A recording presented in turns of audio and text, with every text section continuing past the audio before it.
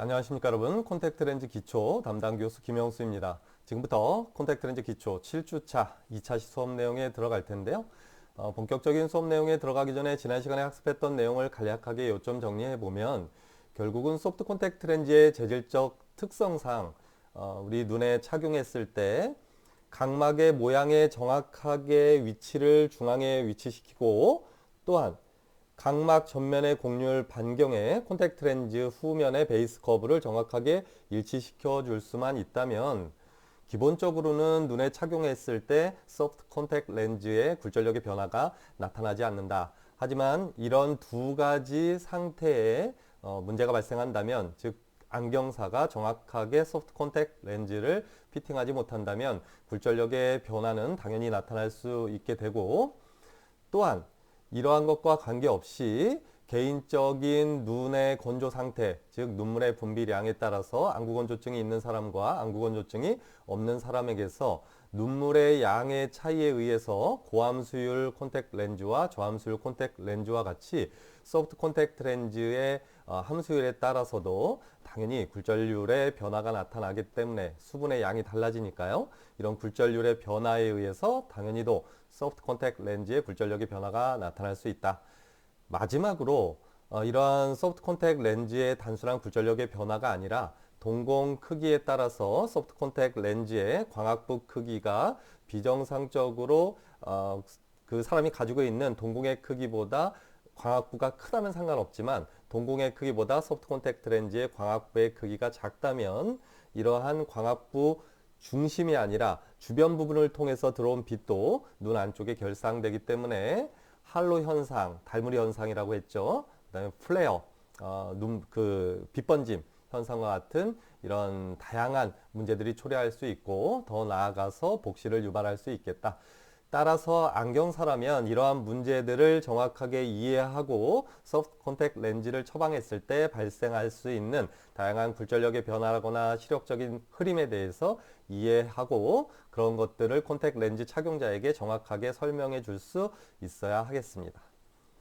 자, 이번 시간에는 콘택트 렌즈 기초 7주차 2차 시가 되겠고요. 이번 시간에는 소프트 콘택트 렌즈의 다양한 변수를 측정하는 방법에 대해서 살펴보도록 하겠습니다. 자, 첫 번째로 학습할 내용은 광학적인 특성, 소프트 콘택트 렌즈의 다양한 광학적인 특성에 대해서 알아볼 거고요. 두 번째는 소프트 콘택트 렌즈의 재질적인 특성, 마지막으로 소프트 콘택트 렌즈의 기하학적인 특성에 대해서 살펴보도록 하겠습니다.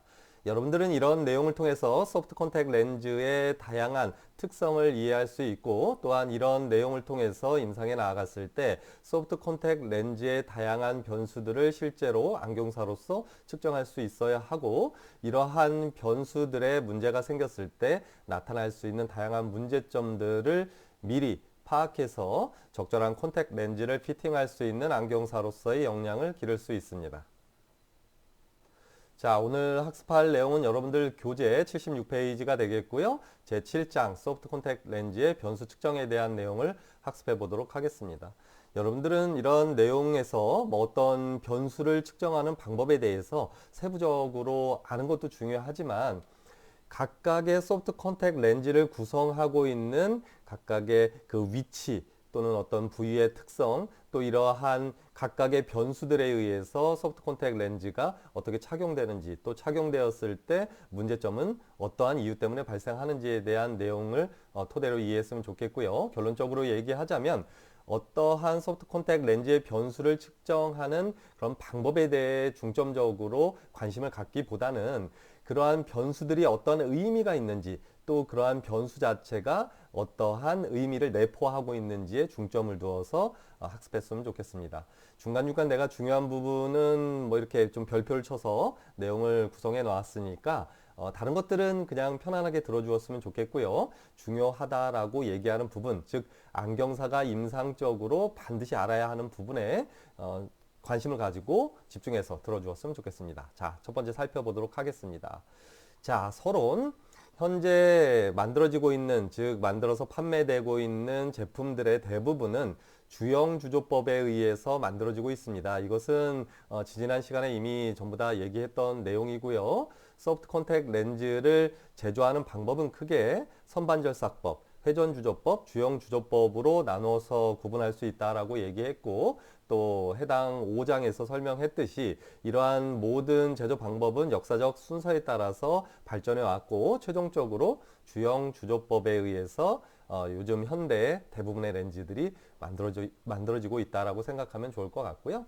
이런 주형주조법 같은 경우는 초기 이런 몰드를 만들어야 하는 초기 설비 비용은 많이 드는 단점은 있지만 이런 몰드만 적절하게 여러 개를 구비하고 있다면 아주 빠른 속도로 다양한 변수를 가진 소프트 콘택 렌즈를 제조할 수 있기 때문에 현대 생산되고 있는 대부분의 특히 일회용 렌즈라거나 2주 착용 렌즈와 같이 주기적으로 교체하는 렌즈의 경우에는 대부분 다 이러한 주형주조법으로 만들어지고 있다라고 생각해 주면 좋을 것 같습니다. 자, 두 번째. 자, 렌즈를 불만족스럽게 피팅을 하거나 또는 불편한 착용감 또는 시각적인 성능의 저하 사례들을 조사해 보고 또 그러한 기본적인 변수를 측정할 수 있겠죠.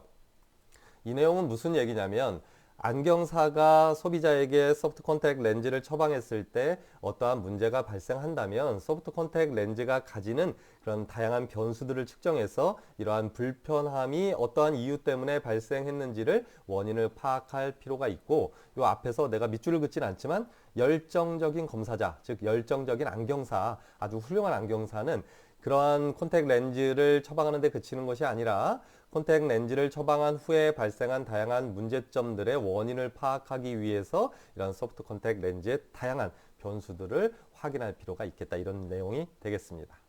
자, 이제 아래쪽 이 내용도 한번 잠깐 살펴볼게요. 자, 하이드로겔 재질은 수분이 없는 환경에서는 탈수작용이 빠르게 일어나는 특성이 있고 렌즈가 공기 중에 노출되면 모든 물리학적, 기하학적 성질이 변한다. 이건 당연한 거죠. 공기 중에 노출되면 이 수분을 가지고 있는 함수율을 가지고 있는 소프트 콘택 렌즈의 수분이 증발하기 때문에 당연히도 전체적인 베이스 커브도 좀 감소하는 곡률 반경도 감소하는 특성이 있고요. 전체적인 직경도 좀 줄어드는 그런 특성이 있습니다. 쉽게 얘기하면 이렇게 말라서 찌그러진다는 얘기가 됩니다. 그러면서 이렇게 곡률 반경은 이렇게 쭈그러들기 때문에 곡률 반경은 작아질 수밖에 없겠죠. 달리 얘기하면 더 많이 휘어지게 된다는 얘기가 되고요. 전체 직경도 처음에 이 정도 직경을 가지고 있었는데 공기 중에 노출돼서 수분이 증발하게 되면 결국은 이렇게 전체 직경이 좀 감소하는 그런 경향이 있다. 이런 내용을 설명하고 있고요. 마지막에서 이러한 변화를 최소화하기 위해서는 공기 중에서 측정할 때 특별한 주의가 필요하다. 따라서 일반적으로 안경사가 소프트 콘택 렌즈의 다양한 변수를 측정할 때는 공기 중에서 측정할 때는 아주 빠른 속도로 측정해야 하고 만약에 이러한 문제점들 즉 수분 증발, 탈수작용에 의한 문제점들을 예방하기 위해서는 특수하게 식염수가 담겨 있는 셀이라고 하는 곳에 여기 보면 요 뒤에 나오죠. 요거 웨셀이라고 하는 부분 있잖아요. 맨 아래서 왼쪽 맨 아래서 두 번째 줄에 이렇게 웨셀이라고 하는 식염수가 담겨 있는 통 안에 소프트 콘택 렌즈를 담가 놓고 그 상황에서 다양한 변수들을 측정하는 경우도 있습니다. 하지만 이러한 경우에는 물 안에 담겨 있기 때문에 이런 탈수에 의한 문제점들은 나타나지 않을 수 있지만 이런 장비가 상당히 고가의 장비를 사용해야 하고 공기 중에서 측정하는 것이 아니라 물 속에 담겨 있기 때문에 물 안의 굴절률과 또 콘택 렌즈의 굴절률을 정확하게 계산해서 그런 것들을 수학적으로 환산할 필요가 있기 때문에 다소 복잡한 면이 있다. 이렇게 이해해 줬으면 좋겠습니다. 자, 이 부분이 핵심 내용이 되겠습니다. 이번 한 시간 동안 여러분들께서 학습할 내용은 소프트 콘택 렌즈의 다양한 변수를 측정하는 방법에 대해서 학습하기보다는 서두에서 설명한 것처럼 이러한 변수들의 각각의 특성 또 용어의 정의에 대해서 이해하는 것이 중요하다고 얘기했고요. 첫 번째, 광학적인 특성이 있을 텐데요. 이것은 굴절력입니다. 여러분들이 안경 렌즈를 렌즈미터에 올려놓고 안경 렌즈의 굴절력을 측정하듯 소프트 콘택 렌즈도 렌즈미터를 이용해서 기본적으로 소프트 콘택 렌즈의 굴절력을 측정하게 됩니다. 두 번째, 광학적인 질, 그러니까 이 렌즈의 표면이 얼마나 규칙적으로 구성되어 있는가를 확인해서 이런 광학적인 질을 평가하게 되죠. 예를 들어서 소프트 콘택 렌즈의 제조 과정에서 선반절삭법이라는 방법을 이용해서 소프트 콘택 렌즈를 제조했다면 연마 공정을 거치더라도 이 렌즈의 표면이 다소 거칠 수밖에 없습니다. 따라서 이러한 문제에 의해서 소프트 콘택트 렌즈의 광학적인 질은 감소할 수밖에 없겠죠. 또한 빛의 산란, 소프트 콘택트 렌즈에 이물질이 묻는다거나 또는 어떤 불규칙한 면이 있다면 당연히 빛이 이런 불규칙한 면에서 산란을 일으키기 때문에 그것 또한 광학적인 문제를 일으킬 수 있다라고 생각해 주었으면 좋겠습니다. 자, 두 번째, 재질의 특성입니다. 재질의 특성은 이미 앞에서 많은 부분들을 여러분들에게 설명했기 때문에 이번 장에서는 간단한 용어 정의 정도만 하고 측정 방법은 사실 크게 중요하진 않습니다. 차례대로 살펴보면 함수율을 측정할 수 있을 거고요. 또 모듈러스, 즉 렌즈의 뻣뻣함을 측정할 수도 있을 겁니다. 또한 습윤성이라거나 표면 마찰, 산소 침투성, 굴절률, 분광 투과율과 같은 것들을 측정할 수 있는데요. 이 중에서 가장 중요한 부분은 습윤성이 되겠습니다. 안경사라면 다른 변수들도 모두 잘 이해해야 하지만 특히 습윤성이라는 부분은 렌즈를 착용하는 콘택트 렌즈 착용자가 초기에 이 렌즈가 불편한지 편한지를 나타낼 수 있는 예측할 수 있는 아주 중요한 변수이기 때문에 여러분들이 꼭 측정 방법에 대해서 익혀야 하고 이러한 부분들은 안경사 국가시험에서도 아주 중요하게 다루고 있습니다. 물론 함수율은 이런 습윤성보다도 100배, 1000배는 더 중요하지만 이번 장에서는 함수율 측정 방법은 실제 안경사가 할 수 있는 영역이 아니기 때문에 간단한 정의만 이해해 주었으면 좋겠습니다. 자, 세 번째로 렌즈의 기하학적인 특성이 있겠죠. 렌즈의 전체 직경이라거나 또 렌즈를 바닥에 놓았을 때 바닥면으로부터 렌즈의 정점까지의 수직 높이인 세지털 뎁스라고 얘기하죠. 수직 높이, 세그 값을 측정하는 것도 중요하겠죠.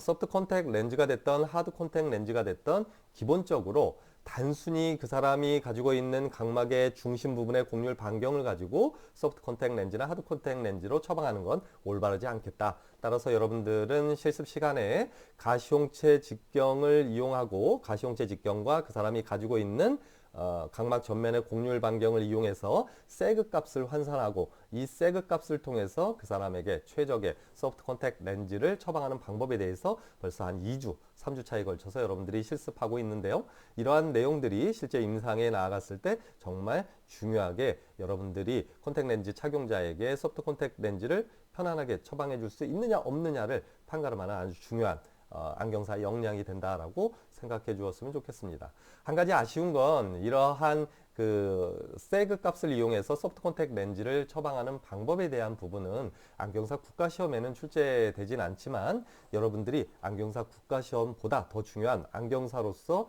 중요한 역량을 제대로 펼칠 수 있느냐 없느냐의 문제이기 때문에 이 부분은 내가 누차 여러분들이 3학년 1학기 콘택트 렌즈 심화 과정을 거칠 때까지 누차 계속해서 강조하도록 하겠습니다. 자, 소프트 콘택트 렌즈의 두께도 중요하겠죠. 중심 두께의 두께가 두꺼우냐 얇으냐에 따라서 이것도 착용감의 다양한 원인으로 작용하기 때문에 그렇습니다. 또한 곡률 반경은 당연히도 렌즈의 기하학적인 특성 중에서 가장 중요하겠죠. 네, 미안합니다. 기침이 나와가지고 다시. 이런 소프트 콘택트 렌즈의 곡률 반경은 당연히도 가장 기본적인 내용이 됩니다. 이 앞전 지난 1차 시에서도 설명한 것처럼 각막 전면의 곡률 반경에 소프트 콘택트 렌즈의 베이스 커브를 정확하게 일치시켜야만 굴절력의 변화도 나타나지 않고 정확한 굴절력의 효과가 나타나기 때문에 그렇습니다. 자, 마지막으로 엣지의 형상, 그러니까 렌즈의 잠시만요. 네, 요거 좀 가져오느냐고. 자, 얘를 그 소프트 콘택트 렌즈라고 가정하면 중간 부분에 광학 부분이 있을 거고요. 이 끝부분에 이렇게 날카롭게 되어 있는 부분, 이 부분을 엣지라고 얘기하고 가장자리 부분이라고 설명하고 있습니다. 이러한 엣지 부분이 왜 중요하냐면 이런 엣지 부분의 형상에 따라서 각막을 또는 각막 가장자리 부분의 결막을 압박하기도 하고 또 이 끝부분이 아주 날카로운 경우는 이 각막이라거나 또는 결막 부분을 압박하겠지만 반대로 이 엣지 부분이 너무 뭉툭하다면 눈을 깜빡깜빡할 때마다 이 뭉툭한 엣지 부분이 이 눈꺼풀을 계속 자극하게 돼서 눈을 깜빡일 때마다 걸리적거리는 느낌을 불편감을 느끼게 됩니다. 따라서 이런 엣지의 형상도 정확하게 측정해서 여러분들이 임상에서 어떤 소프트 콘택트 렌즈를 처방했을 때 이 착용자가 뭐 예를 들어서 너무 눈을 압박하는 느낌이 든다라고 생각하면 이런 엣지의 형상을 한번 확인해 볼 필요가 있을 거고요. 또한 눈을 깜빡일 때마다 무언가 걸리는 느낌이 계속해서 난다고 하면 그런 문제가 이런 엣지 부분이 너무 뭉툭하게 만들어져 있기 때문에 그렇다고 가정할 수 있습니다. 이 내용에 대해서 이번 1시간 동안 쭉 내용을 살펴볼 텐데 아주 빠르게 진행할 거니까요. 필요 없는 부분은 그냥 여러분들이 참고적으로 한번 읽어보고요. 내가 중요하다고 얘기하는 부분을 집중적으로 봐주었으면 좋겠습니다. 자, 아래쪽에 한번 살펴봅시다. 자, 친수성인 소프트 콘택트 렌즈의 경우에는 주변 환경에 당연히도 아주 많은 영향을 받기 때문에 첫 번째, 이러한 그 소프트 콘택트 렌즈를 측정할 때 어떤 식염수에다가 담가 놓은 상태에서 측정한다면 이 식염수의 그런 삼투압 또는 어떤 그런 산도, pH, 산도라고 얘기하죠. 알칼리성, 뭐 산성 얘기하는 그 pH의 값도 당연히 중요하겠죠. 왜 그러냐면 소프트 콘택트 렌즈는 눈에 착용되는 그 렌즈이기 때문에 실제적으로 측정할 때도 눈에 착용한 상태와 유사한 상태에서 이 소프트 콘택트 렌즈의 다양한 변수를 측정해야 하겠죠. 우리 눈의 눈물은 약한 알칼리성의 성질을 띠고 있기 때문에 보통 pH가 7.3에서 7.4 정도가 되는 것으로 알려져 있습니다. 따라서 이런 소프트 콘택트 렌즈의 다양한 변수를 측정할 때 좀 전에 얘기한 것처럼 웨셀이라고 하는 이런 셀에 물 안에 담가서 측정을 한다라고 하면 그 생리 식염수의 pH를 7.3에서 7.4 정도를 만들어 놓은 상태에서 그 안에 소프트 콘택트 렌즈를 담그고 그런 다음에 모든 변수를 측정해야 눈에 착용했을 때와 거의 유사한 상태에서 모든 변수를 측정할 수 있겠다. 또한 삼투압도 우리 눈물의 삼투압과 거의 유사하게 만들어 놓은 상태에서 여기 보면 뭐 310 플러스 마이너스 5 하고 뭐 다양한 그 뭐 단위들이 나오는데 요건 압력의 단위입니다. 어찌됐든 일정한 압력을 유지한 상태에서 삼투압을 유지하는 그런 액체를 만든 상태에서 그 안에 소프트 콘택트 렌즈를 담가 놓고 측정해야 하고요. 당연히도 이런 온도도 중요하겠죠. 그래서 우리 각막의 온도와 거의 유사한 온도 상태에서 대략적으로 우리 눈은 공기 중에서 한 25도 정도의 각막의 온도를 가지게 되는데요. 대략 요 정도 20에서 한 25도 요 정도 상태를 유지한 상태에서 다양한 소프트 콘택트 렌즈의 변수를 측정해야 한다는 내용입니다. 뭐 중요하진 않고요. 상식적인 내용이라고 보면 되겠습니다. 자, 다음 페이지로 넘어가겠습니다. 자, 첫 번째. 굴절력에 대한 얘기를 한번 해볼까 합니다. 그러면 소프트 콘택트 렌즈의 굴절력을 측정할 때는 어떠한 방법으로 측정하는지를 한번 내용을 살펴볼 텐데요. 여기 별표가 3개 쳐 있죠. 중요하다는 얘기입니다. 자, 첫 번째, 소프트 콘택트 렌즈의 굴절력을 측정하기 위해서 안경사가 할 수 있는 첫 번째는 덧굴절 검사를 시행하는 것입니다. 자, 보세요. 내가 그대로 읽어볼게요. 임상적으로 검사자, 안경사가 가장 간단하게 콘택트 렌즈의 굴절력을 확인하는 방법은 렌즈를 착용한 상태에서 원거리 최고 시력에 도달하기 위한 덧굴절 검사를 실시하는 것이다. 예를 들어서 마이너스 3 다이옵터의 콘택트 렌즈의 굴절력이 필요한 사람에게 마이너스 3 다이옵터의 콘택트 렌즈를 착용한 상태에서 덧굴절 검사를 진행한다면 이론적으로 0 다이옵터가 측정돼야 하겠죠.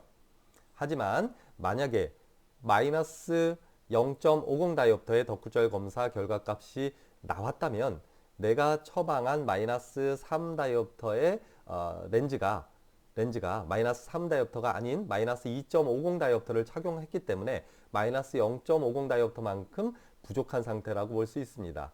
뭐 예를 들면 이렇단 얘기예요. 나는 마이너스 3 다이옵터라고 생각하고 이 렌즈를 착용시켰지만 실수로 마이너스 2.50 다이옵터의 렌즈를 꺼내서 준 거예요. 투명한 렌즈에는 뭐 도수가 써 있는 게 아니니까요. 그랬을 때 렌즈를 착용한 상태에서 측정했을 때 마이너스 0.50 다이옵터가 측정됐다면 내가 이 사람은 마이너스 3 다이옵터의 콘택트 렌즈가 필요한 사람이야. 그런데 내가 덧굴절 검사를 시행했더니 렌즈를 낀 상태에서 굴절 검사를 진행했더니 마이너스 0.50 다이옵터가 측정됐어.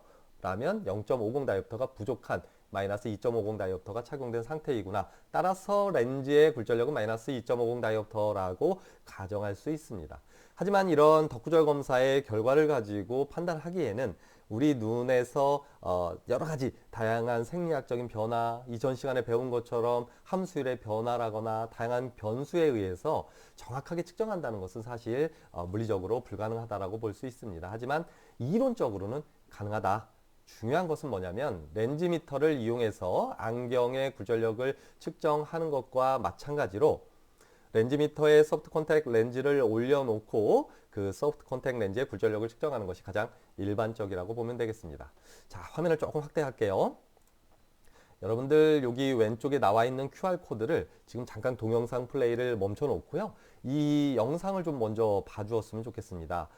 이 영상은 내가 이전에 여러분들 그 선배들을 교육하기 위해서 이 렌즈미터를 이용해서 소프트 콘택 렌즈의 굴절력을 측정할 때 주의해야 하는 상황, 또 어떠한 방식으로 측정해야 올바른지에 대한 내용들을 정리해 놓은 영상이 유튜브에 올려져 있고 그 영상을 볼 수 있는 그런 QR코드라고 생각하면 됩니다.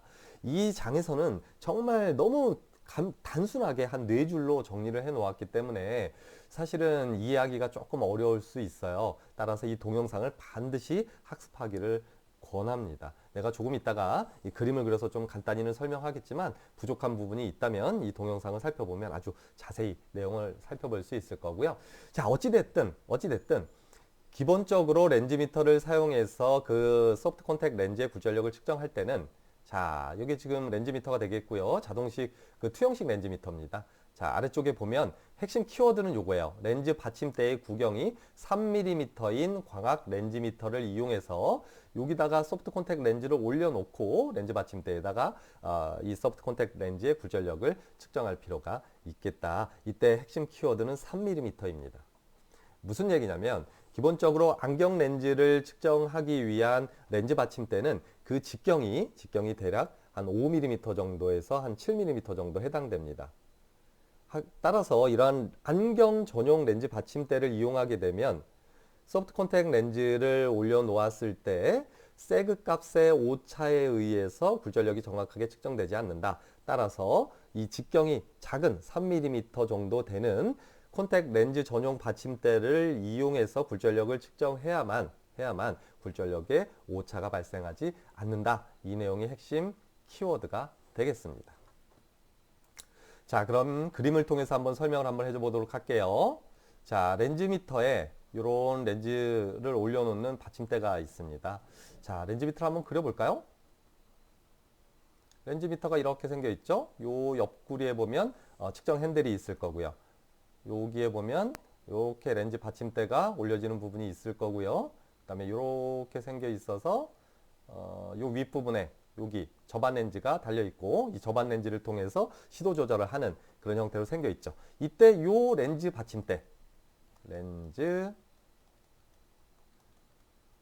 받침대가 있는데요. 기본적으로 렌즈미터의 렌즈 받침대는 안경을 측정하기 위한 안경 전용 받침대가 올려져 있습니다. 보통 직경이 한 5mm에서 한 7mm 사이가 되고요.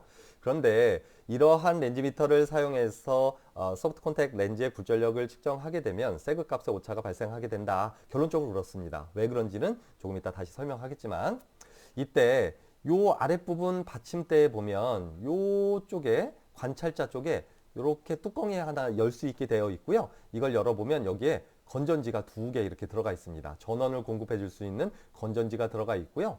여기 앞부분이나 여기 뒷부분에 이렇게 렌즈 받침대가 하나 여분으로 더 들어 있는데요. 얘를 살펴보게 되면 요 직경이 상대적으로 좀 작은 직경을 가지고 있다라고 생각하면 좋을 것 같습니다. 따라서 이렇게 직경이 작은 렌즈 받침대가 바로 콘택트 렌즈 측정 전용 받침대라고 생각하면 되고요. 이 직경이 상대적으로 큰 받침대를 안경 전용 받침대라고 생각해 주었으면 좋겠습니다. 여기까지 이해됐죠? 자, 이번에는 안경의 경우를 한번 예를 들어 볼게요. 이런 렌즈의 받침대가 큰 받침대를 사용하더라도 안경 렌즈의 경우에는 그 직경이 워낙 크기 때문에 이렇게 미안해요. 그림 잘못 그렸어요. 안경 렌즈의 상측 정점 굴절력을 측정해야 되니까 렌즈 받침대에 이렇게 올려놓게 되면 요 가상의 렌즈 받침대의 끝부분에 이렇게 가상의 선을 하나 그리게 되면 요 위치부터 요 안경 렌즈의 후면 정점까지가 바로 세지털 하이트, 그러니까 세그, 수직 높이가 되겠죠. 세그 값이 되겠죠. 그래서 이 세그 값의 크기가 상대적으로 상당히 작기 때문에 이 세그 값의 오차는 거의 무시할 정도입니다. 하지만 안경 렌즈 같이 직경이 크고 이 곡률 반경이 작은 렌즈가 아니라 소프트 콘택 렌즈 같은 경우에는 직경도 작고요. 그 곡률 반경 자체가 상당히 크죠. 직경도 작고 소프트 콘택 렌즈 같은 경우는 이렇게 곡률 반경도 큽니다. 따라서 이 세그 값이 상당히 증가하게 되겠죠. 따라서 원래는 요 정점의 위치가 요 렌즈 받침대의 끝부분에 일치시킨 상태에서 측정해야 제대로 된 굴절력이 정확하게 측정될 수 있지만 지금 화면에서 녹색 그림처럼 세그 값의 오차가 상당히 증가하기 때문에 이런 세그 값에 의해서 굴절력이 엉뚱하게 측정될 수밖에 없습니다. 그런데 이걸 그림을 다시 한번 그려보겠습니다.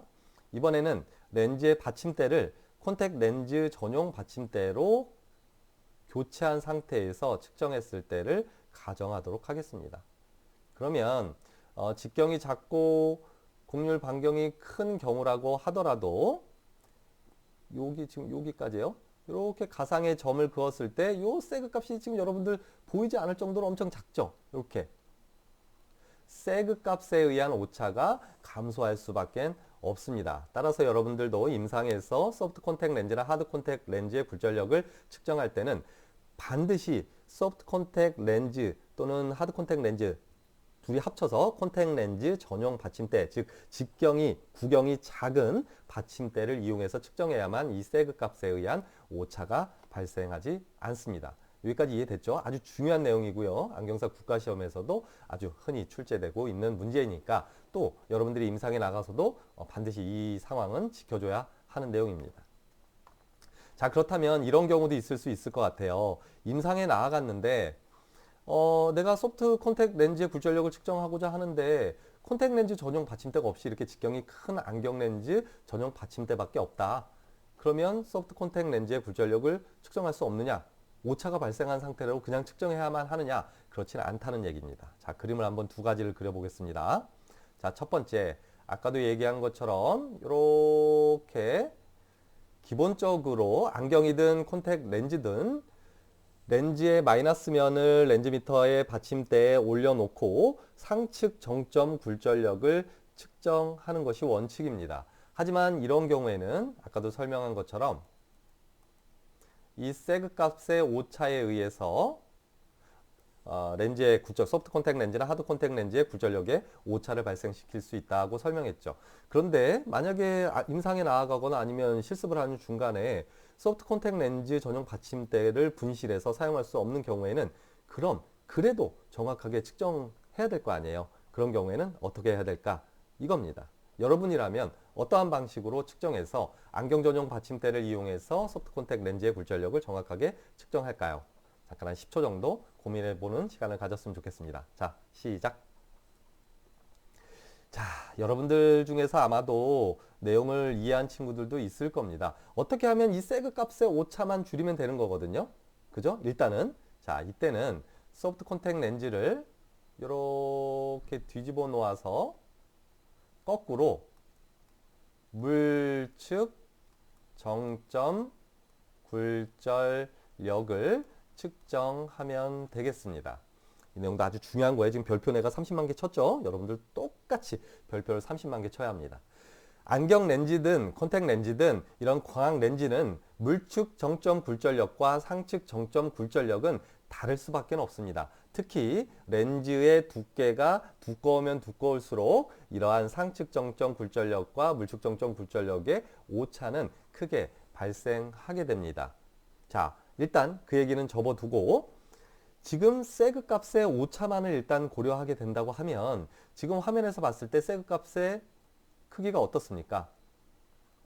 자, 1번과 2번 그러니까 렌즈를 정상적인 위치 상측 정점 굴절력을 측정했을 때 콘택 렌즈를 그때 세그 값의 크기와 콘택트 렌즈를 뒤집어 놓아서 물축정점 굴절력을 측정했을 때의 세그 값의 크기가 어떤 게 더 클까요? 1번이 더 훨씬 크죠. 따라서 이런 콘택트 렌즈의 굴절력을 측정할 때는 세그 값의 오차를 최소화하기 위해서 기본적으로 원칙적으로는 받침대의 직경이 작은 콘택트 렌즈 전용 받침대를 사용해야 하지만 어쩔 수 없이 안경 전용 받침대만을 사용할 수밖에 없는 상황이라면 콘택트 렌즈를 뒤집어 놓아서 물축정점 굴절력을 측정해서 세그 값의 오차를 최소화시키는 것이 중요하겠습니다. 그러면 이때 한 가지 여러분들이 궁금증을 품을 수 있을 것 같아요. 그러면 교수님, 물축정점 굴절력과 상측정점 굴절력은 다르다라고 말씀하시지 않았나요? 그럼 이거에 의한 오차는 어떤가요?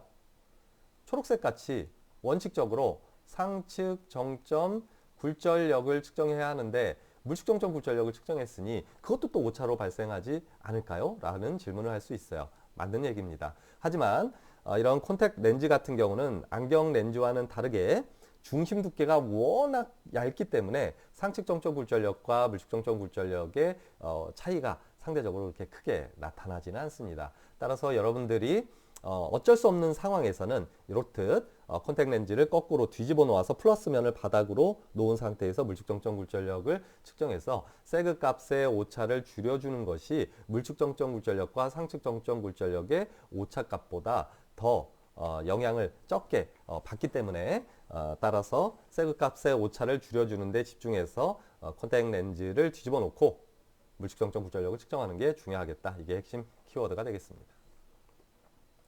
자, 다시 원점으로 돌아와서 여러분들 요 QR코드를 확인해 보면 내가 PPT로 아주 동영상으로 자세히 설명했으니까 꼭 봐야 합니다. 그 내용들이 그대로 여러분들이 뭐 기말고사를 본다거나 또는 뭐 안경사 국가시험을 본다거나 이럴 때도 아주 중요하게 출제되는 내용이기 때문에 그렇고요. 내가 한 가지 설명하지 않은 부분이 있는데요. 그건 그림으로 설명하지 않고 그냥 말로 설명할게요. 이 동영상 보면 나오긴 하는데 또 한 가지 차이는 안경을 측정할 때는 렌즈미터가 대략 이렇게 한 45도 정도로 기울어진 상태에서 이렇게 관찰을 하죠. 그래야 관찰하기 편하니까요. 얘가 수직으로 세워 있으면 안경사가 이렇게 관찰하기가 상당히 불편하잖아요. 그래서 일반적으로는 이렇게 기울인 상태에서 관찰을 하는데 이때 안경 렌즈의 경우에는 안경 렌즈 누름판이 있기 때문에 안경이 고정되기 때문에 대각선으로 기울여도 안경 렌즈가 미끄러질 이유가 없겠죠. 근데 소프트 콘택트 렌즈의 경우에는 어때요? 그 안경 고정 누름판으로 콘택트 렌즈를 고정할 수 없기 때문에 이 렌즈 미터를 대각선으로 기울여 놓은 상태에서 렌즈를 올려놓으면 어떻게 되겠어요? 중력에 의해서 미끄러지겠죠. 따라서 또 한 가지 차이는 렌즈 미터를 90도로 세워놓은 상태에서 그 받침대에다가 소프트 콘택트 렌즈든 하드 콘택트 렌즈를 올려놓고 굴절력을 측정해야만 렌즈가 중력에 의해서 미끄러지지 않고 정확하게 광학 중심점에서 굴절력을 측정할 수 있겠다. 이게 두 번째 포인트가 되겠습니다. 그리고 뭐 다양한 내용들이 쭉 나와요. 그래서 이런 내용들은 뭐 읽어봐도 상관없고 읽어보지 않아도 관계없습니다. 자, 오른쪽에 보면 왼쪽의 그 그림은 투형식 렌즈 미터고요. 오른쪽 그 사진은 그림 7-2 같은 경우는 자동 렌즈 미터입니다. 자동 렌즈 미터에서도 당연히도 이 소프트 콘택트 렌즈의 받침대를 이용해야 하고 한 가지 차이는 여기 보면 부드러운 자동 렌즈 미터 받침대라고 얘기하죠. 그래서 이 렌즈 받침대에 부드러운 이 실리콘이 처리가 되어 있는 것이 있습니다. 따라서 이런 어떤 렌즈에 손상을 준다거나 이런 것들을 좀 막는 그런 받침대를 사용하기도 하는데 어쨌든 가장 핵심은 이 구경, 직경이 작은 받침대를 사용하는 것이 중요하겠습니다. 자, 아래쪽에 쭉 살펴보면 렌즈의 굴절력을 측정하기 위해서 더 다양한 장비들을 이용한다. 뭐 이런 내용들이 쭉 나와 있는데요. 이건 참고적으로만 봐주면 되겠고요. 지금 시간이 없으니까 쭉 넘어가는 거예요. 자, 80페이지까지 쭉 넘어가면 되겠습니다. 그다음에 광학적 품질이라거나 빛의 산란에 대해서도 여러분들이 그냥 상식적으로 충분히 이해할 수 있는 내용이니까 참고만 하면 될 것 같고요. 자, 이번에는 두 번째 재질의 특성에 대해서 살펴볼 거고요. 그 중에서 재질의 특성의 첫 번째 함수율입니다. 함수율은 소프트 콘택트 렌즈의 특성, 굴절력을 변화시키는 요인이기도 하고요. 함수율은 고함수율 렌즈나 저함수율 렌즈에 따라서 이 소프트 콘택트 렌즈의 다양한 특성이 달라진다는 것도 이전에 3장에서 충분히 설명한 내용이니까요. 그런 내용은 여기선 다루지 않을 거고요. 자, 기본적으로 함수율이라는 개념이 무엇인지만 알아두면 되겠습니다. 자, 요 내용 줄 쳐놓고 이해하면 되겠죠.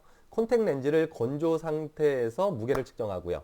또 얘가 충분히 수화된 상태, 물을 충분히 머금은 상태에서 무게를 측정하고요. 그 두 개를 나누어 주고 곱하기 100을 하면 함수율이 나온다. 함수율을 계산할 수 있다라고 생각해 주면 좋을 것 같습니다. 그냥 요 정의 정도만 이해하면 좋을 것 같아요. 요 아래쪽에 공식이 조금 흐리긴 한데 확대하고 볼게요.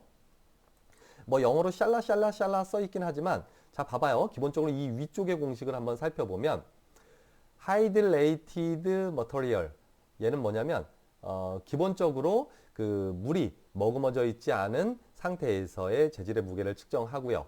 그 위쪽에 보게 되면 자, 첫 번째 아래쪽에 분모를 살펴보게 되면 얘는 수화된 상태에서의 콘택트 렌즈 재질의 무게 분해 위쪽은 H2O 하이드레이티드 머터리얼 그러니까 이런 그 안에 수분의 함량인 거죠. 그러니까 수분을 머금은 콘택트 렌즈 재질 분해 그냥 단순히 그 안에 포함되어 있는 물의 양이 되겠고요. 물의 양에서 전체 재질을 나눠주고 곱하기 100 뭐 이런 식으로 수분의 함수율을 구할 수도 있고요. 근데 더 일반적인 건 아래쪽입니다. 아래쪽에 보세요. 아래 분모는 하이드레이티드 머터리얼이에요. 그러니까 수분이 충분히 머금어져 있는 상태에서 소프트 콘택트 렌즈의 무게를 측정하고요. 그 다음에 얘를 수분을 싹 말려버려요. 그래서 재질 자체에 건조된 상태에서 무게를 측정해서 위쪽에 분자를 보게 되면 그러니까 수분이 충분히 머금어져 있는 상태에서의 재질의 무게 빼기 건조된 상태에서의 렌즈 재질의 무게를 빼주고 얘를 수분이 충분히 함유된 상태에서의 렌즈 재질로 나눠준 상태에서 곱하기 100 근데 뭐 이거 공식 사실 몰라도 돼요. 결국은 여러분들이 알아야 될 건 뭐냐면 이 소프트 콘택트 렌즈가 수분을 최대한 함유한 상태와 건조된 상태를 이용해서 두 개의 무게를 가지고 빼주게 되면 결국은 이 수분의 양을 측정할 수 있게 되고요. 그걸 백분율로 나타내게 되면 그게 함수율이 된다라고 생각하면 좋을 것 같습니다. 결론적으로 얘기하면 소프트 콘택트 렌즈 안에 포함되어 있는 수분의 양이 얼마이냐를 가지고 함수율을 나타낸다라고 생각해 주면 좋을 것 같습니다. 자, 두 번째. 얘도 조금 중요한 얘기예요. 자, 탄성계수. 영어로 모듈러스입니다. 여러분들 내가 맨날 이렇게 모듈러스라고 여기 써주잖아요. 우리말로. 모듈러스라고 이렇게 써주잖아요. 이 영어 MODULUS 이게 모듈러스예요. 얘를 우리말로 바꾸면 탄성계수라는 말이 되고요. 그냥 더 쉽게 얘기하면 그냥 렌즈가 가지는 이런 물리적인 특성, 재질의 특성인 뻣뻣함을 의미한다라고 생각하면 좋을 것 같고요. 예전에도 설명했듯이 함수율과 이런 탄성계수와의 관계는 아주 밀접한 관계가 있습니다. 나중에 그 전에 수업했던 걸 돌려봐야 되고 여기선 그것까지 설명할 시간은 없어요. 그러니까 고함수율 렌즈와 저함수율 소프트 콘택트 렌즈를 비교했을 때 저함수율 소프트 콘택트 렌즈의 경우에가 이러한 렌즈의 재질이 많이 들어가 있기 때문에 상대적으로 수분의 함량은 적기 때문에 모듈러스가 높아지게 됩니다. 이 내용은 나중에 이전에 학습했던 내용을 쭉 정리하면서 보면 돼요. 어찌됐든 이 탄성계수라는 것은 함수율과 아주 밀접한 관계가 있다 정도 이해하면 좋겠습니다. 뭐 측정하는 방법도 나와요. 탄성계수는 어떻게 측정된다 뭐 이런 내용들이 쭉 나오는데요. 이런 내용들은 그냥 참고적으로만 쭉 살펴보고 그냥 탄성계수 모듈러스가 무엇인지에 대한 내용만 이해해주면 좋겠습니다. 쭉 넘어가고요. 자, 습윤성에 대한 부분은 중요하겠죠. 여기서도 간단한 정의에 대해서만 살펴보겠지만 정말 중요한 개념입니다. 습윤성, 웨터빌리티 같은 경우는 렌즈 표면의 특성으로서 렌즈의 수분이 얼만큼 쫙 고르게 잘 퍼지느냐 아니면 퍼지지 않느냐를 나타내는 하나의 단어가 되겠고요. 용어가 되겠고요. 자, 밑에 살펴봅시다. 자, 이런 습윤성을 알아보기 위해서 소프트 콘택트 렌즈가 됐던 하드 콘택트 렌즈가 됐던 표면의 습윤성을 알아보기 위해서 할 수 있는 방법은 크게 두 가지가 있다. 두 가지가 있다. 첫 번째, 세실 드롭 방식. 이전에 설명했죠? 두 번째, 캡티브 버블 방법. 두 가지가 있다라고 얘기했고 얘를 우리말로 얘기하면 정지방울법, 세실 드롭 메소드는 정지방울법입니다. 여기 보면 뭐 부동 물방울법이라고 되어 있지만 뭐 이 말은 사실 그렇게 잘 쓰이지 않아요. 정지방울법이라는 말을 많이 쓰게 되고요. 재질 위에다가 스포이드로 그냥 물방울 하나 똑 떨어뜨려 놓고 그의 요 물방울의 각도, 표면에서의 각도 그 각도를 뭐라고 하죠? 수변각이라고 하는 이 각도를 측정해서 수변각이 낮으면 낮을수록 이 렌즈 표면의 수변성은 높고 물방울 떨었을 때 물방울이 이렇게 크게 볼록한 상태이면 이 수변각 자체가 크기 때문에 수변각이 크기 때문에 수변성은 떨어지고 따라서 이런 수변성이 떨어지는 렌즈, 수변각이 큰 렌즈를 소프트 콘택트 렌즈를 착용하게 되면 이 콘택트 렌즈 착용자가 뻣뻣함을 초기에 어떤 착용감의 불편함을 좀 느낄 수 있다라고 생각하면 좋을 것 같습니다. 쉽게 얘기해서 수변성은 렌즈 표면에 얼마나 물이 잘 묻지 않느냐 이런 개념이라고 생각하면 좋을 것 같고요. 자, 두 번째 세실 드롭 방식 말고 또 하나가 있다 그랬죠? 캡티브 버블 메소드가 있다 그랬죠. 얘는 수포법이라는 말로 우리말로 번역할 수 있고요. 여기 보면 폐쇄 기포법이라는 말로 번역이 되어 있긴 한데 사실 수포법이라는 말이 더 많이 쓰이고요. 얘는 콘택트 렌즈 재질을 식염수에 담가 놓은 상태에서 요 안쪽에 쉽게 얘기하면 빨대 같은 걸 넣고요. 후 하고 바람을 불면 어떻게 해요? 공기방울이 하나 여기 소프트 콘택트 렌즈 뒷면에 달라붙겠죠. 이때 이 공기방울과 렌즈 표면이 이루는 각도를 측정하게 됩니다. 이 각도의 이름도 수변각이 되겠고요. 이런 캡티브 버블 메소드를 이용해서도 수포법을 이용해서도 소프트 콘택트 렌즈나 하드 콘택트 렌즈의 표면의 수변성을 측정할 수 있겠다 정도 이해해 주면 좋겠습니다. 이 아래쪽에 그림 나오죠? 여기 보면 컨택트 앵글이라고 나오는 요 각도가 수변각이 되겠고요. 지금 여기서는 뭐 표면에다가 이렇게 뭐 수평선을 하나 긋고요. 렌즈 이 물방울 표면에다 이 수직선을 하나 긋고 요 각도를 요 접촉각 컨택트 앵글 우리말로 접촉각이에요. 얘도 여기다 써줄까요? 접촉각이라고 하는데요. 이 접촉각을 이렇게 측정한다라고 여기는 표현해 놨지만 실질적으로는 내가 한번 그림 한번 그려볼게요. 이런 방식으로 측정하는 것이 사실 더 일반적입니다. 그래서 요 렌즈와 렌즈 이렇게 그 물방울과 렌즈 표면이 이루는 요 각도를 측정해서 수변각을 측정하게 되고요. 만약에 요 물방울이 지금 현재는 이렇게 볼록하게 튀어나온 상태로 수변각이 좀 크잖아요. 근데 내가 이렇게 한번 그림을 한번 그려볼까요? 뭐 내가 지금 정확히 그리지는 않았지만 어쨌든 이 물방울이 이렇게 옆으로 쭉 하고 퍼진 상태라면 이 수변각의 각도가 어떻게 될까요?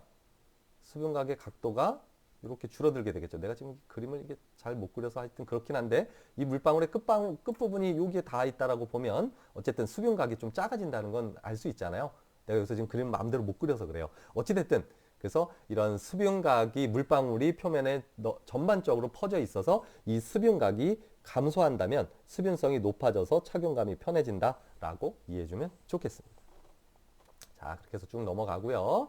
자, 이번에는 산소 침투성과 산소 투과율이라는 말로 한번 이 용어를 설명해 보도록 하겠습니다. 여러분들이 소프트 콘택트 렌즈나 하드 콘택트 렌즈의 경우에는 이 얘기 하기 전에 우리 눈의 각막은 이걸로 설명할게요. 각막은 공기 중에서 산소를 계속해서 공급받습니다. 각막의 앞쪽에는 눈물층이 이렇게 덮여 있잖아요. 그러면 공기 중에 O2가 그 누에게 녹아서 이 각막으로 이렇게 확산되는 과정으로 해서 각막 전체에 산소가 공급되게 됩니다.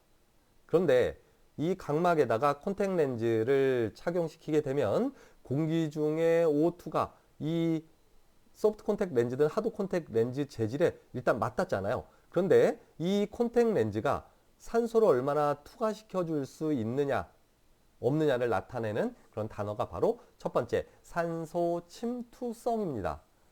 여기 아래 보면 핵심 키워드가 얘예요. 침투성 계수 DK라고 노란색으로 표시해 놓은 첫 번째 위에 줄 있잖아요. 얘가 바로 기본적으로 렌즈의 산소가 얼마나 침투할 수 있는지를 나타내는 그런 그 침투성 계수가 돼요. 어쨌든 산소 침투성이 높으냐 낮으냐를 나타내는 그 계수가 DK가 됩니다. 그래서 임상에서 DK는 뭐 100 이렇게 표현한다고 하면 산소 침투성이 100 정도 되는구나 라고 생각하면 좋을 것 같고요. 그러면 산소 투과율과 산소 침투성은 뭐가 다르냐? 기본적으로 산소 그 침투성과 투과율은 산소 침투성은 두께를 고려하지 않은 그냥 재질 자체가 얼마나 산소를 침투시켜 줄 수 있느냐 이런 내용이 되겠고요. 용어가 되겠고요. 산소 투과율은 두께에 따라서 달라지게 됩니다. 그러니까 두께가 두꺼운 렌즈는 똑같은 산소 침투성을 가진 렌즈라고 하더라도 두께가 두꺼우면 어떻게 되겠어요? 그 사이에서 산소가 이 뒤에 각막까지 잘 통과하지 못하니까요. 따라서 각막의 두께로 이 산소 침투성을 나눠준 거예요. 그래서 그 개수가 어떻게 되냐면 여기 노란색 두 번째 줄 보세요. DK/T라고 표현하죠. DKT라고 그냥 읽는데요. 그러니까 따라서 산소 침투성을 렌즈의 두께로 나눠준 그런 개수가 바로 산소 투과율이 되겠습니다. 따라서 산소 투과율의 경우에는 렌즈의 두께에 따라서 다양하게 변화하지만 산소 침투성은 두께를 고려한 것이 아니기 때문에 온도에 따라서만 변화가 나타나고요. 또는 온도라거나 이런 산소 분압, 그러니까 압력에 따라서만 변화가 나타나고요. 두께에 대해서는 뭐 고려하지 않는 개수다. 하지만 산소 투과율은 산소 침투성을 렌즈의 두께로 나눠준 상태에서 산소가 얼마나 이 두께에 따라서 그 안쪽으로 각막 쪽으로 산소가 얼마나 들어갈 수 있는지 그런 것을 나타내는 용어이다라고 이해해 주었으면 좋겠습니다. 이 내용은 앞으로도 계속해서 설명할 거니까요. 오늘은 이 정도만 알아두면 좋을 것 같아요. 산소 침투성이 무엇인지, 산소 투과율이 무엇인지 이것을 나타내는 각각의 개수는 어떻게 표현하는지 정도만 이해해 주었으면 좋겠습니다. 자, 그 다음에 뭐 산소 침투성을, 산소 투과율을 측정하는 뭐 방법에 대해서도 쭉 설명하고 있는데요. 이건 그냥 몰라도 돼요. 쭉 넘어가겠습니다. 자, 쭉 한번 뭐 참고적으로 읽어볼 사람은 읽어보면 되고요. 자, 이번에는 분광 투과율과 시감 투과율이라는 용어가 있습니다. 이 중에서 분광 투과율에 대해서 한번 살펴볼 텐데요. 이 분이라는 단어는 나눌 분자를 쓰는 거예요. 광은 빛, 광자를 쓰는 겁니다. 그러니까 빛을 쪼개고 나누어서 그 빛들의 파장이 각각 얼마만큼 이 렌즈를 통과할 수 있느냐를 나타내는 용어가 바로 분광 투과율이 됩니다. 이해했을까요? 여기 그대로 한번 읽어볼게요. 분광 투과율은 입사 스펙트럼 방사속에 대한 투과 스펙트럼 방사속의 비율이다. 다시, 분광 투과율은 입사 스펙트럼 방사속, 말이 너무 어렵죠?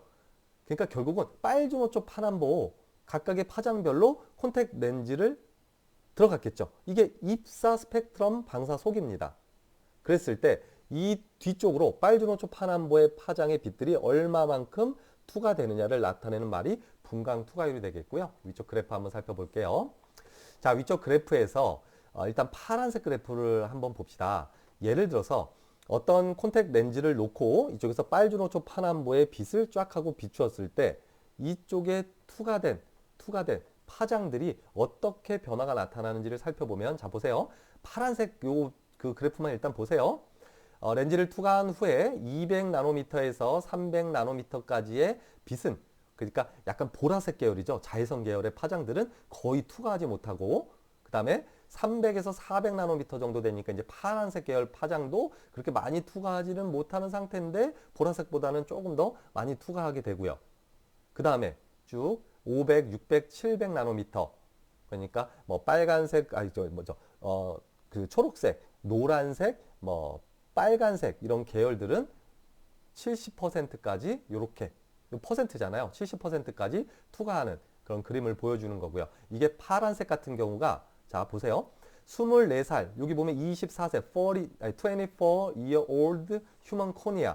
그러니까 24세 어떤 사람의 각막에다가 빨주노초 파남보의 그런 그 빛을 전부 다 백색광을 입사시켰을 때 이런 식으로, 그러니까 자외선 계열의 파장들은 전부 다 차단시키고 나머지 계열들의 파장들은 대략 한 70에서 한 80% 정도 투과시킨다, 이런 얘기가 되는 거고요.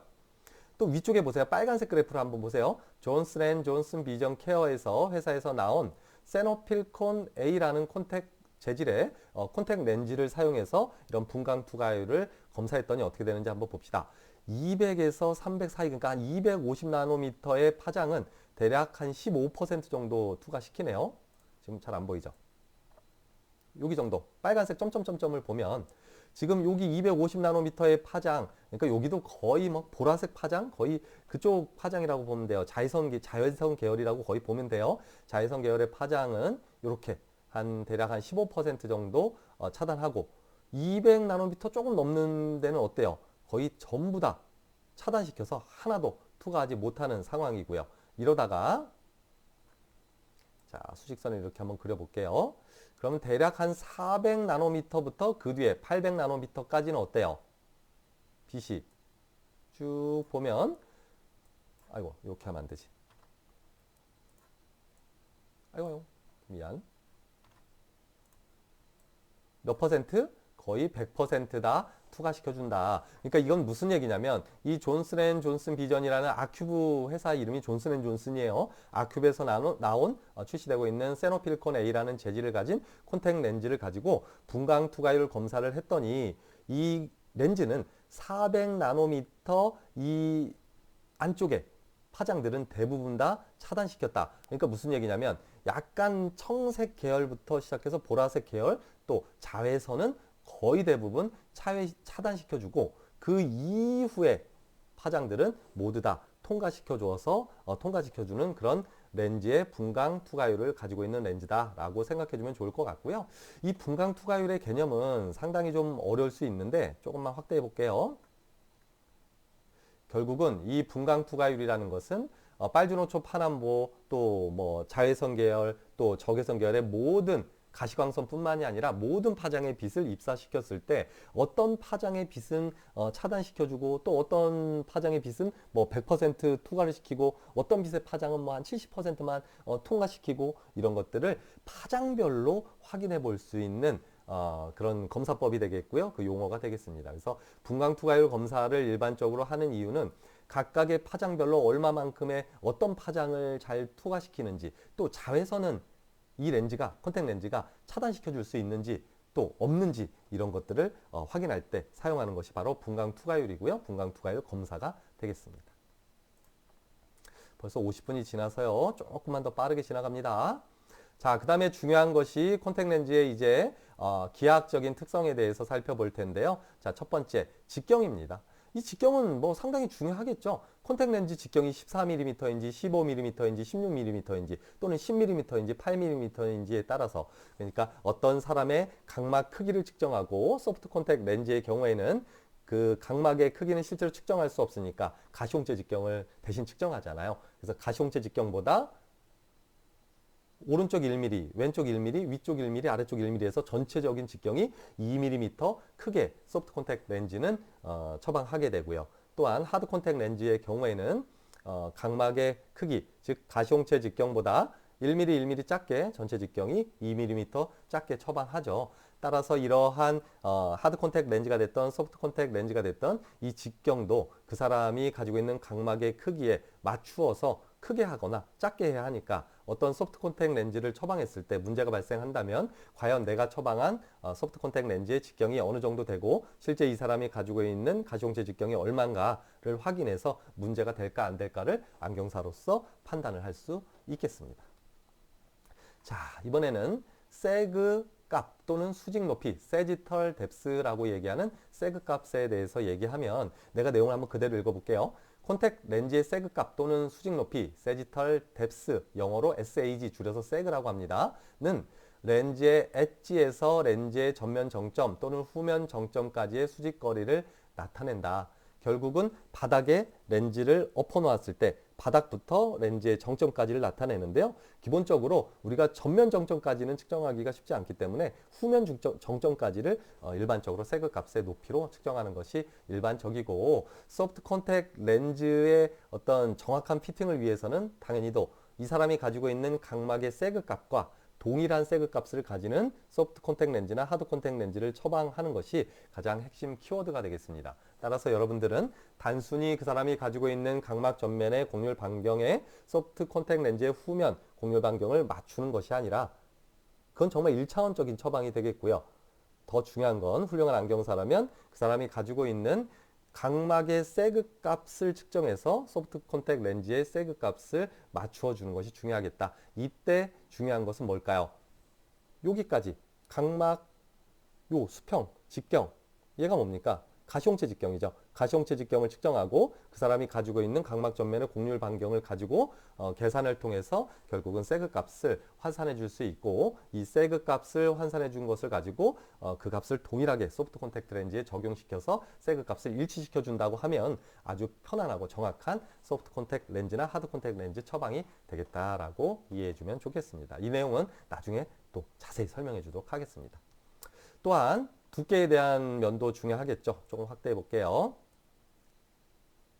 자, 일반적으로 렌즈의 두께는 굴절력에 따라서 달라지죠. 당연한 겁니다. 마이너스 렌즈의 경우에는 도수가 높아지면 높아질수록 어떻게 돼요? 가장자리 두께는 두꺼워지고 중심 두께는 얇아지겠죠. 마이너스 도수가 얇아지게 되면, 마이너스 도수가 낮아지게 되면 어떻게 되죠? 가장자리 두께는 얇아지고 중심 두께는 두꺼워지는 그런 형태, 오목 메인스커스 형태를 가지니까요. 반대로 플러스 렌즈의 경우에는 플러스 도수가 높아지면 높아질수록 중심 두께는 두꺼워지고 가장자리 두께는 얇아지고요. 플러스 도수가 낮아지게 되면 중심 두께는 얇아지고 상대적으로 가장자리 두께는 두꺼워지죠. 이런 내용은 일반적인 볼록 메인스커스라거나 오목 메인스커스 렌즈의 형상만 이해한다면 충분히 이해할 수 있겠죠. 자, 일반적으로 제조업체에서 제시하는 그런 콘택 렌즈의 두께는 마이너스 3다이옵터 값을 기준으로 한다. 좀 전에 앞에서 얘기한 산소 투과율이라거나 산소 전달률 같은 경우에도 그 어떤 렌즈에 표기가 되어 있다면 전부 다 마이너스 3다이옵터를 기준으로 합니다. 아니죠. 산소 침투성은 어차피 두께랑 관련 없으니까 산소 투과율 또는 똑같은 말로 산소 전달률이라고 하는데요. 이 산소 투과율이라거나 전달률이 표시되어 있어요. 이렇게 DK/T는 100이라고 어떤 렌즈에 표기되어 있다면 그 렌즈의 산소 전달률, 산소 투과율은 마이너스 3다이옵터 기준으로 표기해놨다라고 생각하면 좋을 것 같아요. 따라서 마이너스 3다이옵터가 아니라 마이너스 10다이옵터라거나 반대로 마이너스 1다이옵터의 경우에는 그 표시된 DKT 값, 산소 전달률과는 다소 다를 수도 있지만 어쨌든 표기는 그렇게 한다. 또 똑같은 말로 어떤 소프트 콘택 렌즈의 중심 두께를 표기할 때는 모두 다 마이너스 3다이옵터 기준으로 표기를 하기 때문에 내가 처방하는 소프트 콘택 렌즈가 예를 들어 플러스 3다이옵터다. 근데 그 중심 두께가 이 케이스에 표기가 전체적으로 표기가 되어 있으니까요. 0.03mm의 중심 두께를 가지고 있다라고 표기가 되어 있다라고 하면 그건 마이너스 3다이옵터의 중심 두께이기 때문에 내가 처방하고자 하는 렌즈가 플러스 3다이옵터라면 중심 두께는 다르겠다라는 것도 머릿속으로 이해해 놓는 것이 좋겠습니다. 따라서 소프트 콘택 렌즈의 중심 두께의 경우에는 도수에 따라서 변화가 나타난다. 하지만 렌즈를 일반적으로 그 렌즈 제품에 표기하는 중심 두께의 경우에는 마이너스 3다이옵터 기준으로 표기를 해놓는다라는 것도 알아두었으면 좋겠습니다. 자, 쭉 내려오고요. 그 다음에 초음파 각막 두께 측정기를 이용해서 이러한 각막 두께도 측정할 수 있고 또 콘택 렌즈의 두께도 측정할 수 있다는 내용이 나오죠. 내가 한번 그대로 읽어볼게요. 초음파 각막 두께 측정기는 각막에 렌즈가 없는 때와 렌즈를 착용했을 때의 두께값을 측정해서 안경사가 실제로 콘택 렌즈의 두께를 측정할 수 있다. 이건 아주 원시적인 방법인데요. 각막 두께를 측정할 수 있는 그런 초음파 검사기가 있거든요. 그걸로 각막의 두께를 측정해요. 그때 각막의 두께가 500 마이크로미터가 측정됐어요. 그 다음에 소프트 콘택트 렌즈를 착용한 상태에서 똑같이 각막 두께 측정기, 초음파를 이용한 각막 두께 측정기로 두께를 측정해요. 그랬더니 550 마이크로미터였다면 한번 쓰면서 얘기해 볼까요? 자, 각막의 두께가 500 마이크로미터. 이거 마이크로 쓸 수 없는데. 이거 마이크로 알죠? 이게 어쨌든 마이크로미터라 해요. 마이크로미터였고 그 다음에 렌즈 착용 상태에서 두께가 550 마이크로미터였다면 결국은 이 소프트 콘택 렌즈의 두께는 얼마입니까? 50 마이크로미터죠. 50 마이크로미터. 50 마이크로미터면 0.05mm랑 같습니다. 따라서 결국은 콘택트 렌즈의 두께는 50 마이크로미터. 얘는 똑같은 뭐라고 했어요? 0.05mm와 동일하다.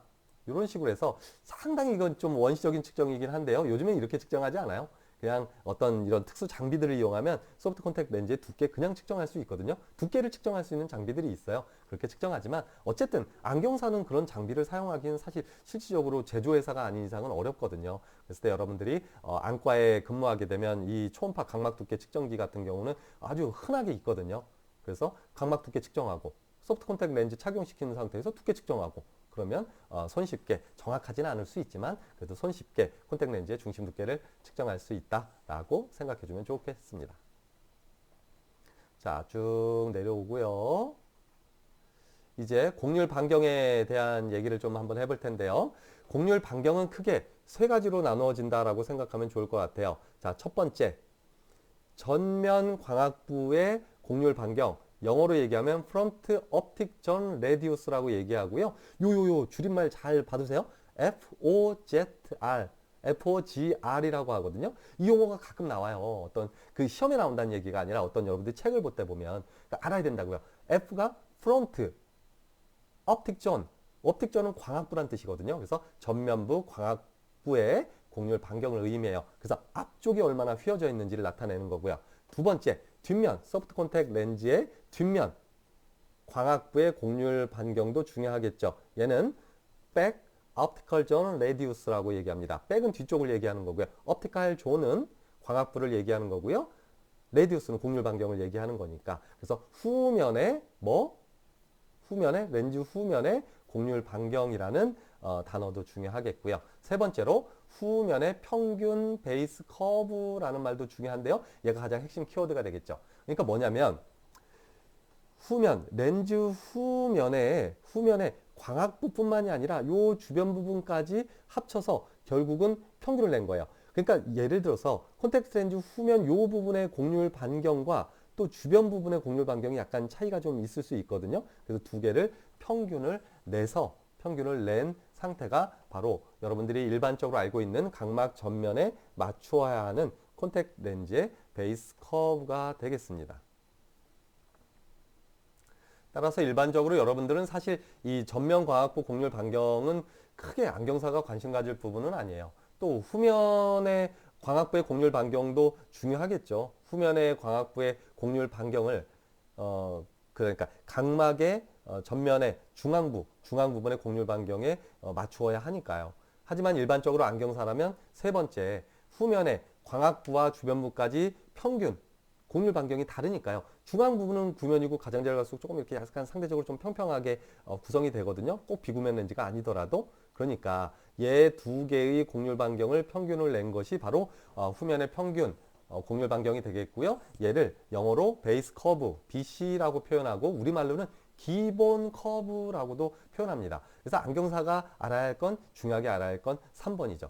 여기서 참고적으로 1번 같은 경우에 전면 광학부 곡률 반경은 무엇 때문에 중요하냐면 후면 광학부 곡률 반경은 그 사람이 가지고 있는 각막 전면의 중앙 부분의 곡률 반경에 맞추는 거죠. 그 상태에서 각막 전면의 곡률 반경에 변화를 주어서 콘택트 렌즈에 뭐를 형성합니까? 그렇죠. 굴절력을 형성할 수 있다라고 생각하면 좋을 것 같아요. 그 정도 나중에 또 설명할게요. 그러면 이런 소프트 콘택트 렌즈의 곡률 반경, 전면 곡률 반경이 됐던 후면 곡률 반경이 됐던 이런 것들을 어떻게 측정할 수 있느냐는 겁니다. 여기 밑에 쪽에 케라토미터라고 노란색으로 줄을 그어놨죠. 이 케라토미터는 좀 확대해 볼까요? 이 케라토미터, 우리말로 각막 곡률계는 기본적으로 각막의 곡률 반경을 측정하기 위한 장비죠. 그래서 여러분들 실습할 때 해봤잖아요. 각막의 중심부 3mm 영역에서 한 5mm 영역 사이에 중앙부, 각막이 구면으로 형성되어 있는 중앙 부분의 곡률 반경이 얼마가 되는지 계속 실습평가 몇 주 동안 했잖아요. 그런데 이 각막 곡률계를 가지고 콘택트 렌즈 전면 또는 후면에 곡률 반경을 측정할 수 있다라고 생각해 주면 좋을 것 같습니다. 그런데 그냥 측정하는 게 아니고요. 특수한 장비를 앞에 장착을 해야 합니다. 한번 그림 볼게요. 자, 이쪽 오른쪽에 그림 7-21을 한번 봐주세요.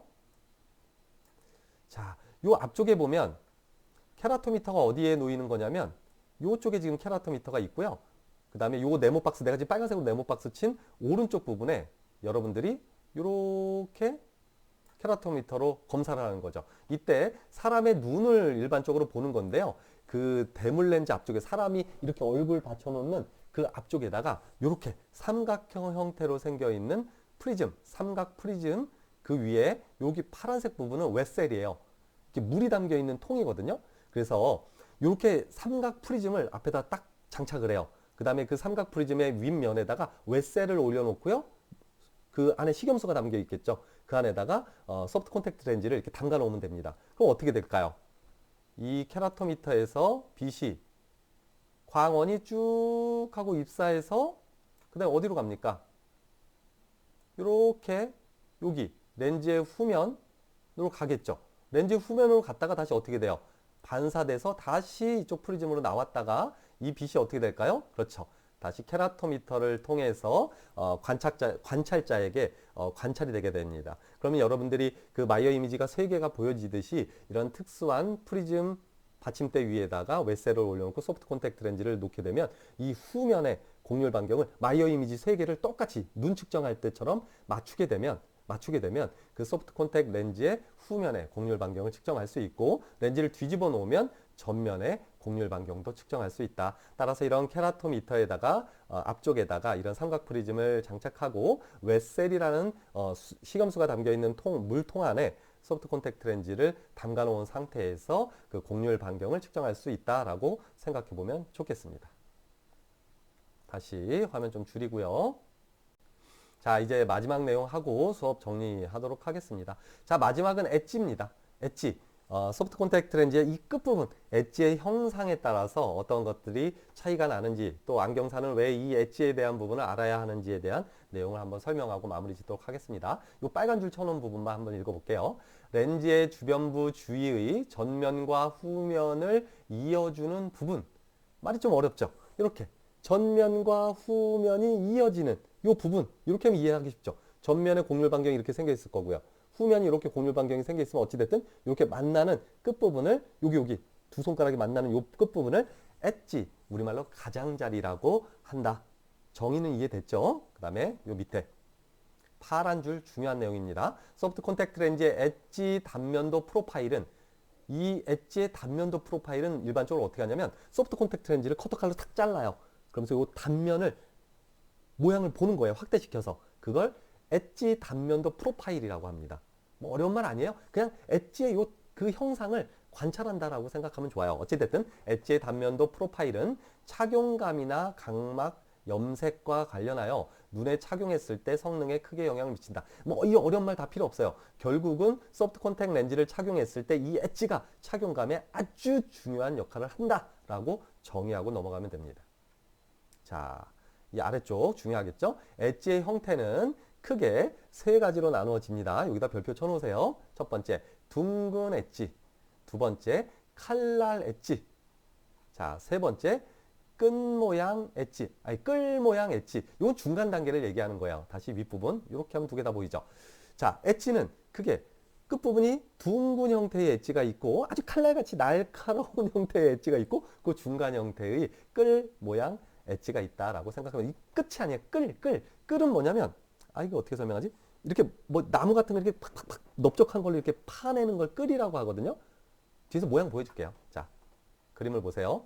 자, 여기 별표가 3개 쳐 있죠. 중요하다는 얘기입니다. 엣지의 모양이 제일 윗부분과 중간 부분, 아랫부분과 같이 A 같은 경우는 둥근 엣지를 가지고 있는 소프트 콘택트 렌즈의 엣지 부분 프로파일입니다. 단면도 프로파일이 되겠고요. 자, B 부분은 칼날같이 아주 날카로운 부분, 요 끝부분이 이렇게 날카롭게 칼날같이 되어 있는 부분을 얘기하는 거고요. C 부분은 끌 모양 엣지입니다. 끌 모양 엣지는 약간 뭐라고 해야 될까요? 이 끝부분이 마이너스 면이 이렇게 좀 뭐라고 해야죠? 이렇게 평평한 형태를 띠고 있는 거죠. 자, 그러면 여기서 우리가 한번 이 엣지에 따라서 어떤 것들이 달라지나 한번 살펴볼게요. 자, 왼쪽 그림을 한번 보세요. 왼쪽은 OCT라고 하는 이 단면을 광학적으로 측정할 수 있는 장비를 이용해서 소프트 콘택트 렌즈를 착용한 상태에서 각막의 단면을 탁 측정했을 때 이 윗부분 빨간색 부분부터 여기 투명하게 보여지는 부분 있죠? 이 부분, 여기 부분이 소프트 콘택트 렌즈고요. 여기가 지금 각막이 측정된 부분이거든요. 이때 중요한 건 여기 끝부분, 엣지의 형상이 중요하겠죠. 일단 2가지만 비교하도록 할게요. 이게 크게 뭐 한 3가지 정도 있는데 뭐 이 3가지 정도를 다 비교할 필요 없어요. 일단 A와 C를 한번 비교해 보도록 할게요. 끌 모양 C, 끌 모양 엣지. 그러니까 끝부분이 날카롭고 아주 밑으로 탁 하고 달라붙는 형태와 A같이 둥근 형태의 엣지를 가졌을 때 어떤 차이가 나는지를 한번 보면 될 것 같아요. 자, 요거 먼저 설명하고 2가지 차이입니다. A와 C만 한번 비교해 볼게요. 그러니까 A 같은 경우에 끝모양이 둥근 형태의 엣지를 가진 소프트 콘택트 렌즈를 착용하게 되면요. 끝부분이 뭉툭하기 때문에 눈을 깜빡깜빡 할 때마다, 네, 그림을 잘 그릴 수 있나? 여기 부분, 눈이 이렇게 깜빡깜빡 할 때마다 여기 부분 있잖아요. 요 눈썹이 닿는 요런 부분, 이런 부분을 요 엣지 부분이 계속해서 툭툭툭툭 하고 건드리게 됩니다. 그러니까 어떻게 했어요? 요 눈꺼풀이 자극을 받게 되겠죠. 그래서 눈을 깜빡깜빡 할 때마다 무언가 걸리는 듯한 느낌이 난다고 보면 돼요. 자, 반대로 C 부분을 한번 설명해 볼게요. 사실은 B나 C나 거의 비슷해요. 근데 C가 조금 더 이렇게 밑에 부분으로 이렇게 뭐랄까 박히듯이 돼 있는 끌 모양이니까요. 요 부분하고 비교하는 게 더 나을 것 같아요. 자, C 같은 경우는 어떠냐면 눈을 깜빡깜빡 한다고 하더라도 어때요? 아이고, 다시 그럴게요. 화살표 이쪽부터 이쪽이 낫겠어. 눈을 깜빡깜빡 할 때 어떻게 되겠어요? 이 걸림이 없이 그냥 스무스하게 깜빡깜빡 되겠죠. 그러니까 이 눈꺼풀을 자극하지 않습니다. 하지만 얘는 어떤 문제가 발생하냐면 여기 밑에 부분 각막 있죠. 이렇게 각막이 놓여질 거 아니에요. 아이, 그림이 내가 참 그림을 잘 안 그려져서. 자, 이렇게 각막이 여기가 각막이라고 쳐봅시다. 그러면 어떻게 될까요? 이 각막 부분에 이렇게 각막의 끝부분이 있다라고 하면 이 각막을 아주 이렇게 칵 하고 찌르듯이 놓여지죠. 그러니까 눈꺼풀에 자극은 없지만 이 각막 가장자리 또는 그 뭐죠? 소프트 콘택트 렌즈는 각막보다 좀 커서 이 결막에 놓여지잖아요. 이때 이 각막의 가장자리 부분, 이 결막을 이렇게 압박해서 이 눈의 통증을 좀 느낄 수 있는 그런 문제점들이 나타난다라고 보면 되겠습니다. 따라서 일반적으로는 A도 아닌 C도 아닌 그 중간 단계의 형태로 많이 그 제조를 하는데요. 여기서는 뭐 칼날 엣지라고 얘기하는데요. 이런 칼날 엣지 같은 경우도 사실은 뭐 이 끝부분이 약간 각막으로부터 살짝 떠 있고 그 다음에 이 끝부분이 아주 날카롭게 윗부분이 날카롭기 때문에 눈꺼풀에도 영향을 별로 주지 않고 또 각막을 압박하지도 않고요. 그 다음에 요 사이 각막과 다시 한번 그림 한번 그려볼게요. 요 각막과 사이에 약간 공간을 두잖아요. 이렇게 살짝 공간을 두고 있기 때문에 이 부분으로 뭐가 눈물이 쑥 하고 요 소프트 콘택트 렌즈 뒤쪽으로 잘 눈물 순환이 잘 되기 때문에 이런 눈물 순환의 문제도 잘 발생하지 않는다라고 보면 좋을 것 같습니다. 당연히 또 A 같은 경우는 뭐 눈물 순환에는 영향 없어요. 이쪽 부분으로 해서 뭐 눈물 순환 잘 되니까요. 뭐 눈물 순환에는 크게 영향이 없는데 A 같은 경우는 눈꺼풀에 어떤 통증을 느낄 수 있고 착용감에 불편함을 느낄 수 있다. C 같은 경우는 각막을 압박하거나 각막 가장자리를 압박하거나 또는 그 각막 가장자리 옆에 결막 부분을 압박해서 눈의 통증을 느낄 수 있고 또 눈물 순환을 좀 상대적으로 방해할 수 있다라고 정리해주면 좋을 것 같습니다. 또한 이때 등장하는 용어가 하나 있습니다. 여기 별표 3개 쳐놔야 됩니다. 엣지 리프트, 우리말로 자, 가장자리 들림이라는 용어로 이렇게 써놓고 여러분들이 익혀놓을 필요가 있어요. 얘는 뭐냐면 엣지 리프트라는 건 여기 화살표에서 볼 수 있듯이 각막부터 이 렌즈의 가장자리 엣지 부분까지의 수직 높이를 엣지 리프트라고 얘기합니다. 자, 이때 두 가지를 여러분들이 알아야 하는데요. 자, 두 가지를 한번 설명해 볼게요. 자, 첫 번째, 엣지 리프트가 높다라는 말과 두 번째, 엣지 리프트가 낮다라는 용어를 구분해서 이해할 줄 알아야 합니다. 자, 첫 번째, 엣지 리프트가 높다. 지금 화면에서 보여지는 그림 7-27이 엣지 리프트가 상대적으로 좀 높은 것을 나타낸다라고 보면 되거든요.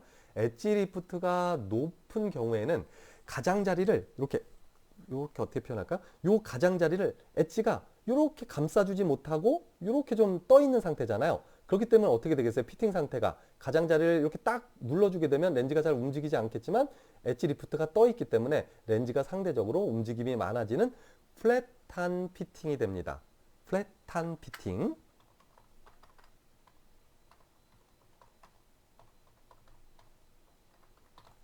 플랫한 피팅이 돼요. 그래서 플랫한 피팅이라는 얘기는 뭐냐면 이 렌즈가 눈에 정확하게 이렇게 밀착되지 못하고 이렇게 상대적으로 좀 평평하게 피팅이 돼서 렌즈의 움직임이 많은 피팅을 플랫 피팅이라고 합니다. 그런데 이건 곡률 반경이 평평했을 때도 플랫 피팅이 나타나겠지만 곡률 반경이 정확하게 맞다고 하더라도 이 엣지 리프트가 높게 되면 가장자리를 이렇게 감싸주지 못하기 때문에 렌즈의 움직임이 많아지게 된다.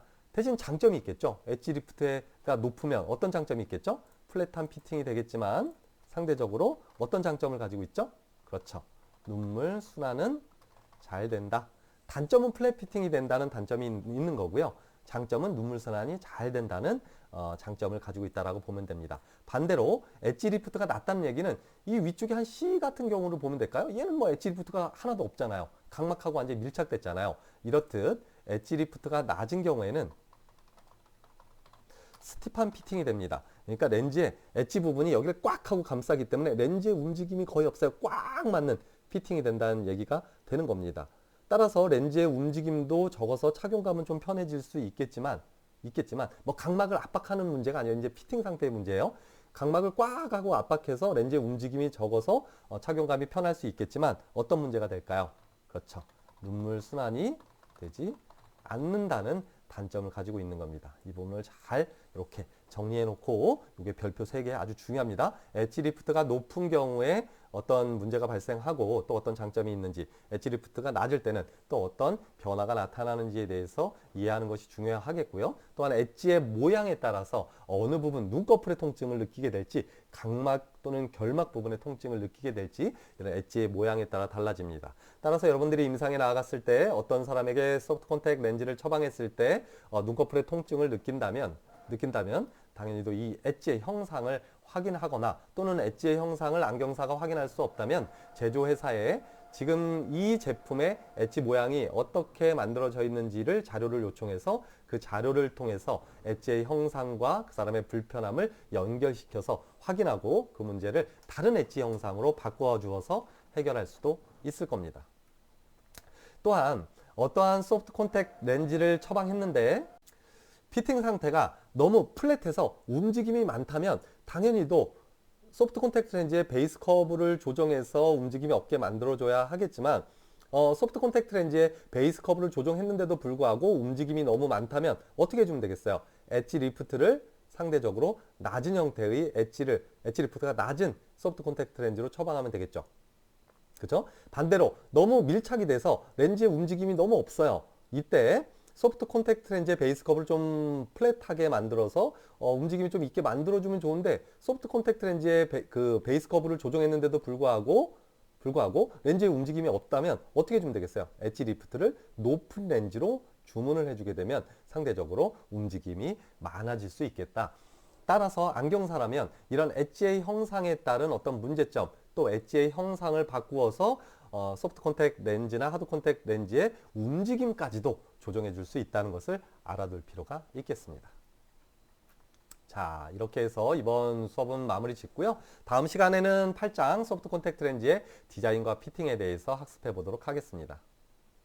자, 여러분들은 이 내용을 통해서 이번 7주차 2차시 수업 내용을 통해서 소프트 콘택트 렌즈의 다양한 광학적인 특성, 또 재질적인 특성, 또 기하학적인 특성에 대해서 알아보았습니다.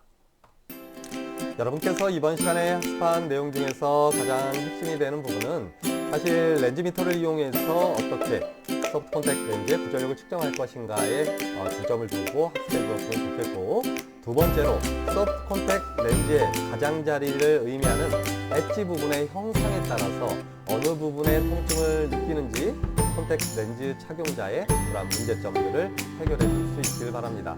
또한 이러한 엣지의 형상을 조정해 주어서 소프트 콘택트 렌즈의 움직임도 통제할 수 있다는 내용을 이해한다면 임상에 나아갔을 때 안경사로서 소프트 콘택트 렌즈를 처방할 때 이런 내용들을 고려해서 정확한 소프트 콘택트 렌즈를 처방할 수 있기를 바라면서 이번 7주차 2차시 수업도 마무리하도록 하겠습니다. 안녕.